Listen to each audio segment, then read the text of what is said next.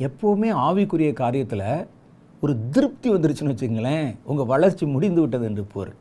நான் ஒரு பெரிய ஊழியக்காரன், அல்லது பைபிளை நான் 10 தடவை படிச்சுட்டேன், நான் சின்ன சின்ன ஊழியங்களை செய்கிறேன், வேதம் எனக்கு அத்துபடியாக தெரியும், 4 புஸ்தகம் எழுதிட்டேன், பத்தாதது. இது வந்த உடனே ஒரு திருப்தி வந்துடும். நான் இந்த உலகத்தில் இருக்கிற கடைசி நிமிஷம் வரைக்கும் வளர வேண்டியவன் என்பதை மனசில் நீங்கள் வச்சுக்கிறணும். நான் முற்றிலும் தேறினேன், வளர்ந்து விட்டேன் என்று எவனும் சொல்லாதிருக்க கடவுன்னு வேதம் சொல்லுது. எனக்கெல்லாம் தெரியும்யா அப்படின்னு சொல்லக்கூடாது. ஏன் தெரியுமா?